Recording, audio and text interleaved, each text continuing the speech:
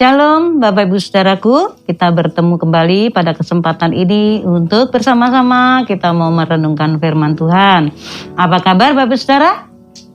Luar biasa pastinya ya, puji Tuhan. Karena apa? Karena kita punya Allah yang luar biasa. Luar biasa baiknya, luar biasa pemeliharaannya atas kita, luar biasa kasih setianya kepada kita semua, jemaat Tuhan yang saya kasihi. Saat ini tema firman Tuhan adalah jangan tawar hati menghadapi tantangan. Sebelum kita lanjutkan pembahasan firman Tuhan, mari bersama kita akan berdoa untuk firman Tuhan pada kesempatan ini. Bapa Surgawi, kami datang kepadamu Tuhan pada kesempatan indah hari ini Tuhan. Kami mau menyediakan hati kami untuk diisi oleh kebenaran firman-Mu. Mari Tuhan, sucikan, kuduskan seluruh keberadaan kami, agar kami boleh layak untuk diberkati firman Tuhan yang akan meneguhkan, menguatkan, yang akan terus mendidik, melatih, dan memberkati setiap kami.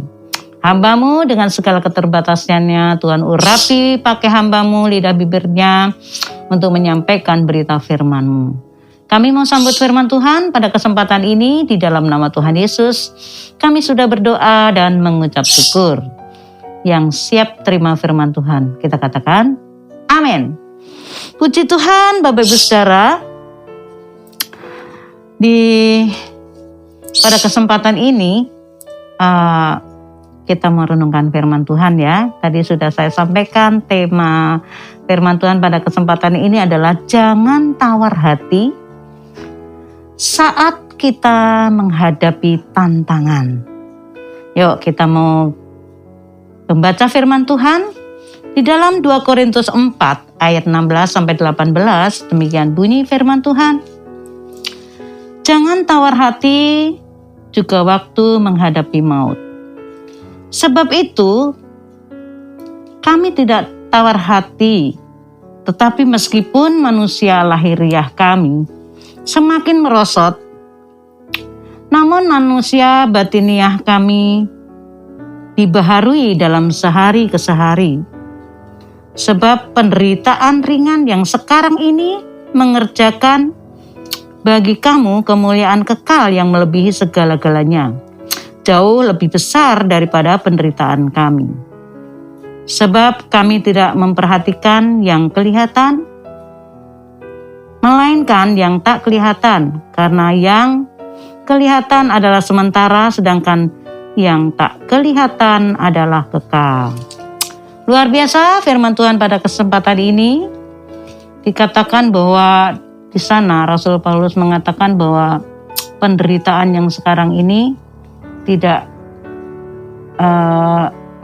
maksudnya secara fisik memang merosot, tetapi batiniahnya semakin diperkuat, diperbaharui, semakin indah di dalam Tuhan. Bapak Ibu Saudaraku yang terkasih, tawar hati itu merupakan satu keadaan yang sangat membahayakan bagi setiap orang percaya. Tawar hati adalah merupakan situasi di mana seseorang sudah kehilangan harapan dan akhirnya kehilangan kepercayaan. Fatalnya lagi kalau sudah tidak percaya lagi akan kuasa Tuhan, bahwa Tuhan Yesus sanggup lakukan, bahwa Tuhan Yesus adalah juru selamat. Ya, tawar hati membuat seseorang kehilangan arah tujuan dalam hidupnya. Ya, dan pastinya orang yang mengalami tawar hati itu selalu akan menghadapi kekalahan demi kekalahan. Contohnya kekalahan apa yang dihadapi? Ya, misalnya seharusnya dia bisa datang beribadah, tapi karena hatinya sudah tawar, sudah tidak memiliki gairah, tidak memiliki semangat untuk mencari Tuhan di dalam ibadah, seharusnya dia bisa datang jadi tidak datang untuk beribadah. Ini keadaan orang yang mengalami tawar hati. Seharusnya bisa baca firman Tuhan, tapi karena hatinya sudah menjadi tawar, dia mulai malas untuk mempelajari firman Tuhan, untuk merenungkan firman Tuhan, apalagi melakukannya dalam kehidupannya sehari-hari. Saudaraku, ketahuilah bahwa Tuhan tidak mau kita menjadi tawar hati. Karena jika kita tawar hati, maka kita sesungguhnya tidak mempunyai kekuatan untuk kita berbuat sesuatu. Orang yang tawar hati sudah keadaannya menjadi lemah, menjadi loyo, dan tidak memiliki semangat. Sementara Tuhan maunya kita harus memiliki roh yang menyala-nyala, yang bersemangat, yang on fire di dalam Tuhan. Juga tidak akan melihat mujizat ataupun bisa mengalaminya. Bagaimana dia bisa mengalami mujizat kalau dia tidak percaya lagi akan mujizat itu, bahwa mujizat itu bisa Tuhan adakan di dalam kehidupan kita. Nah, sekarang mari kita bahas 3 rahasia supaya kita tidak menjadi tawar hati. Ya, mari Bapak Ibu Saudara perhatikan, kita harus tinggalkan yaitu kekecewaan. Ya, supaya tidak tawar hati, kita harus tinggalkan apa yang namanya kecewa. Atau jangan-jangan Anda sekarang juga dalam situasi kecewa. Anda kecewa kepada siapa? Kepada teman, keluarga, kepada saudara, kepada bos, kepada pendeta, atau kepada pasangan hidup, teman-teman sepelayanan, ya, atau teman-teman dalam satu pekerjaan. Mari telusuri, koreksi diri kita. Mengapa kita bisa kecewa? Ya, saya nggak perlu tanyakan satu-satu, jelaskan itu pada dirimu sendiri. Ya, kenapa Anda kecewa? Akibat kecewa tersebut biasanya sikap seseorang itu bisa menjadi berubah. Kalau si A kecewa terhadap si B, perubahannya yang dialami apa? Jaga jarak, ya, menjauh, terus ya tidak mau bertegur sapa, ya kan? Mengurung diri, mengisolir diri. Benar atau benar? Ya, tentunya saudara yang pernah mengalami kecewa tahu apa yang dilakukan ketika menghadapi kekecewaan tadi, ya. Saudaraku yang terkasih, memang manusia itu mudah kecewa, dan rasa kecewa itu akan, ya kan,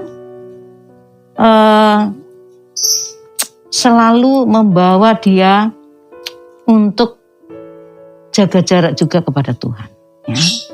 Kalau manusia udah kecewa sama seorang pendeta misalnya, seorang pelayan Tuhan, akhirnya enggan bertemu, terus dia menjauhi, dia nggak datang ke gereja, ya. Kecewa kepada manusia, kok Tuhan juga diikut sertakan, kecewa juga kepada Tuhan. Nah, saudara mau berkat Tuhan tidak? Kecewa sama Tuhan tapi berkatnya mau terus gitu ya. Nah, itu nggak boleh saudara. Jadi kita harus hindarkan tadi, ya.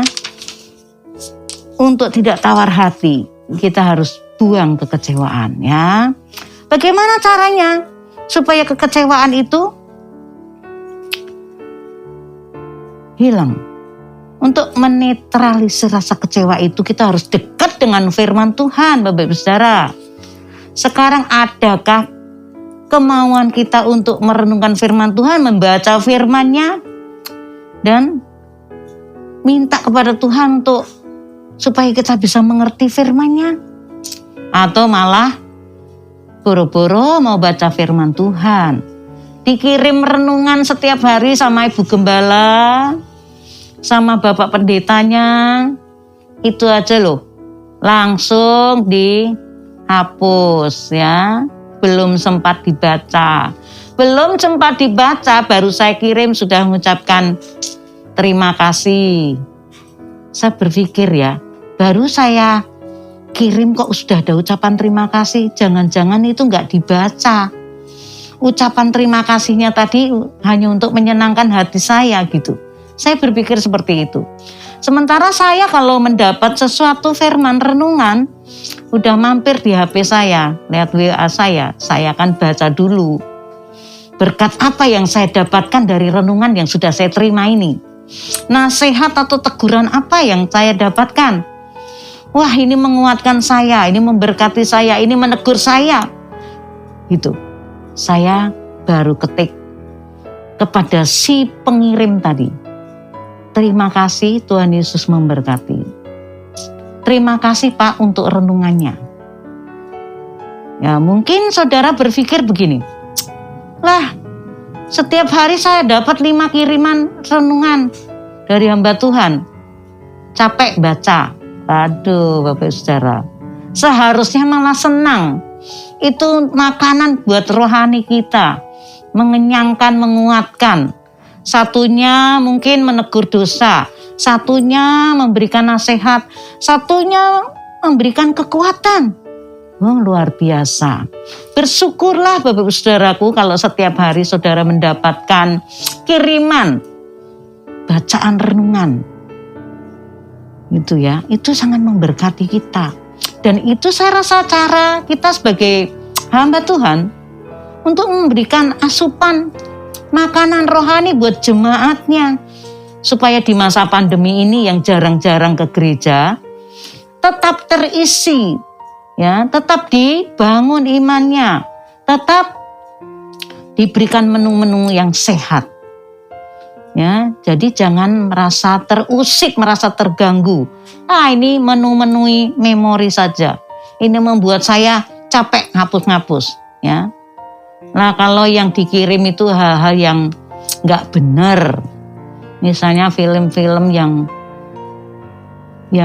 tidak mendidik, atau guyonan-guyonan yang tidak mendidik, itu mungkin saudara merasa capek ngapus-ngapus, nggak masalah.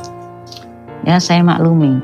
Ya, karena kadang-kali di grup itu setiap hari, saya tuh nggak tahu berapa grup. Setiap hari kiriman itu bisa 100 lebih.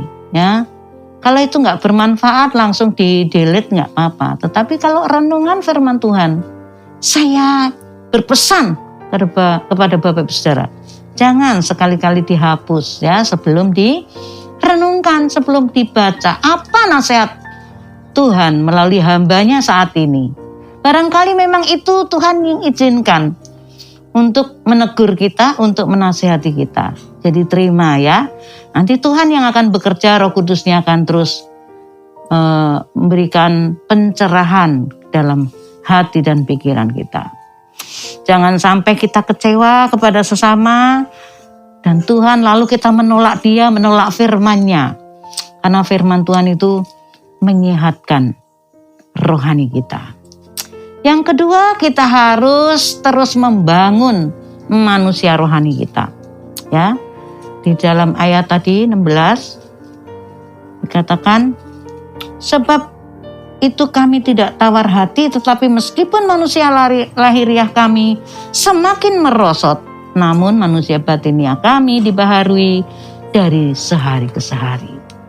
Tidak bisa dipungkiri Bapak Ibu Saudara, usia kita semakin bertambah, bukan semakin gagah, bukan semakin kuat, tetapi semakin merosot keadaan jasmani kita, kesehatan kita.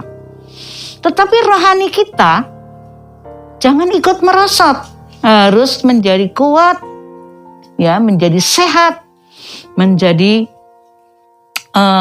tegar, ya, karena dibangun dengan firman Tuhan yang kita dapatkan setiap hari.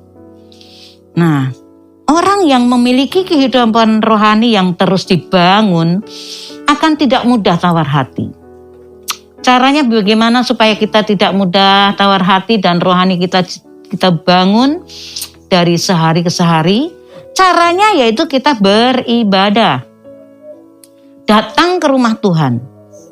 Iman itu timbul dari pendengaran. Pendengaran akan firman Tuhan. Kalau kita nggak pernah datang beribadah, kita nggak dengerin firman Tuhan, khotbahnya hamba-hamba Tuhan, gimana imannya itu timbul? Kan kita kan tidak pernah mendengar. Ya. Kalau hanya membaca saja, mungkin habis baca lupa. hanya target nih loh, aku disuruh sama gembala menghabiskan bacaan dalam 1 bulan sekian, dalam 1 hari berapa pasal. Tapi apakah itu benar-benar rema atau hanya tuntutan saja? Karena saudara harus menyelesaikan tugas itu, ya. Makanya seringlah firman Tuhan itu kita baca dengan bersuara. Ketika bersuara telinga kita mendengar, timbul iman kepada Tuhan, ya. Nah, beribadah tadi juga demikian. Hamba Tuhan menyampaikan firman, kita mendengar, lalu timbul iman percaya kita. Kita harus setia beribadah, bersekutu kepada Tuhan. Seperti di dalam Ibrani 10 ayat 25, bahwa kita jangan tinggalkan, ya, kegiatan-kegiatan ibadah kita. Karena di dalam ibadah itu ada banyak berkat yang kita dapatkan, Bapak Saudara. Ya, kita diteguhkan oleh pemberitaan firman, kita dikuatkan, dinasehati. Bahkan saat kita mendengarkan kesaksian dari saudara-saudara kita, kita juga merasa dikuatkan oleh kesaksian dari Bapak Ibu Saudara yang tadi bersaksi. Ya, tadinya enggak beriman, jadi beriman. Tadinya enggak percaya sungguh-sungguh kepada Tuhan, setelah kita mendengar kesaksian orang lain, kita percaya. Ya, tadinya sudah males, enggan mencari Tuhan, berdoa, tapi setelah kita mendengarkan kesaksian, mendengarkan firman Tuhan, roh kita mulai bangkit kembali. Kita menyala-nyala di dalam Tuhan. Amin. Puji Tuhan. Orang yang suka beribadah, lama lambat laun tidak akan tawar hati kembali, ya. Karena firman Tuhan itu berkuasa merubah sikap hati. Firman Tuhan itu berkuasa untuk merubah karakter kita yang tidak baik menjadi baik, ya. Yang tadinya kasar menjadi lembut, yang tadinya pemarah menjadi orang yang sabar, ya. Itulah firman Tuhan. Yang ketiga, Bapak Saudara, supaya kita tidak tawar hati, kita harus lebih mengasihi Tuhan, lebih serius kepada Tuhan. Saat ini bagaimana kadar kasihmu, cintamu kepada Tuhan Yesus? Sungguh-sungguhkah kita serius kepada Tuhan atau setengah hati? Saudara, kalau dalam hubungan suami istri kita mengasihi setengah hati, itu yang kita kasih setengah hati pasti nggak suka, ya. Maunya full heart, ya, sepenuh hati dicintai, dikasih oleh pasangannya, ya. Apalagi Tuhan. Tuhan kita adalah Tuhan Allah yang pencemburu, ya.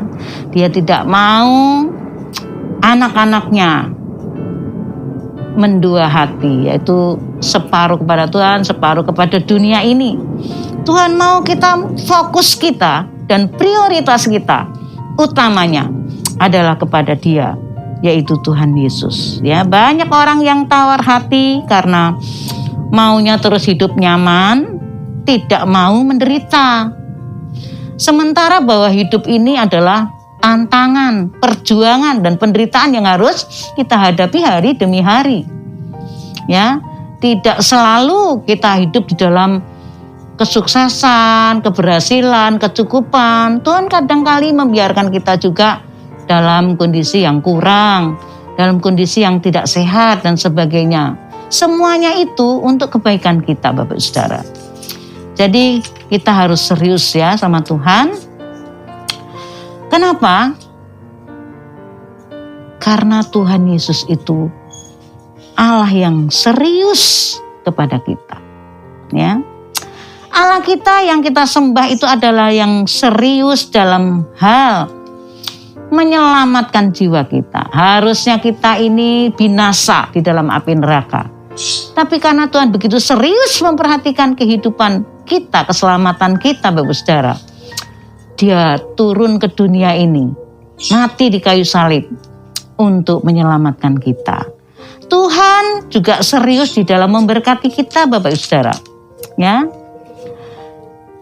Tuhan membiarkan kita mungkin dalam kekurangan, tapi tidak habis sama sekali. Mungkin saat ini kita kurang, besok kita dikasih kelimpahan. Itulah bahwa Tuhan Yesus itu adalah Allah yang memberkati kita. Ya, dikatakan di dalam Yohanes 10 ayat 10 di sana bahwa Tuhan itu datang untuk memberikan hidup dan hidup kita di dalam kelimpahan. Amin. Dia serius juga di dalam mendidik kita, Bapak Saudara.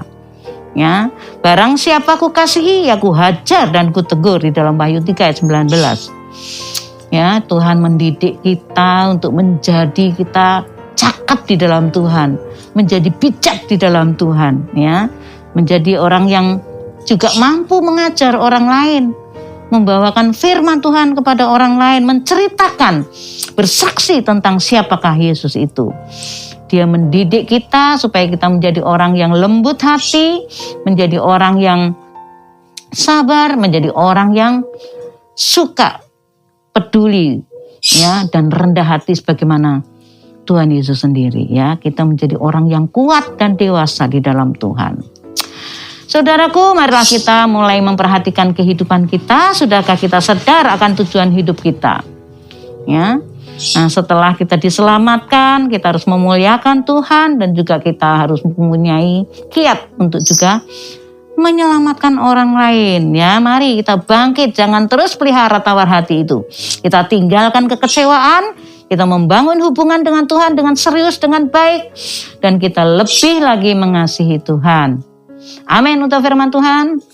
Tuhan Yesus memberkati Bapak Ibu Saudara, dan percayalah, firman Tuhan tidak akan kembali dengan sia-sia. Tuhan saat ini sedang bekerja untuk berkarya atas hidup Bapak Ibu Saudara. Tuhan memberkati. Amin. Mari kita berdoa, satukan hati. Bapa dalam surga, terima kasih untuk firman Tuhan yang sudah kami dengar pada kesempatan ini, ya Tuhan. Kami tahu bahwa kami harus lebih serius kepada Tuhan, karena Engkau Allah yang serius dalam menyelamatkan hidup kami, memberkati kami, memperhatikan kami Tuhan. Dan kami harus lebih mengasihi Engkau, fokus hidup kami dan prioritas hidup kami kepadamu Tuhan yang lebih utama Tuhan, daripada kami memihak dan mengasihi dunia ini. Terima kasih Tuhan, kami juga mau menghapus, menghilangkan kekecewaan di dalam hati kami, di dalam nama Tuhan Yesus, karena itu akan menghambat berkat-berkat Tuhan turun atas kami. Terima kasih Tuhan, jadikanlah kami pribadi-pribadi yang menyenangkan hati Tuhan, dan ampuni dosa kesalahan kami Tuhan, dan kami percaya Tuhan akan membuat kami indah seperti yang Tuhan mau. Terpuji namamu, dalam nama Tuhan Yesus kami sudah berdoa dan mengucap syukur. Haleluya. Amin. Salam Mas Muria. Yes, maju terus.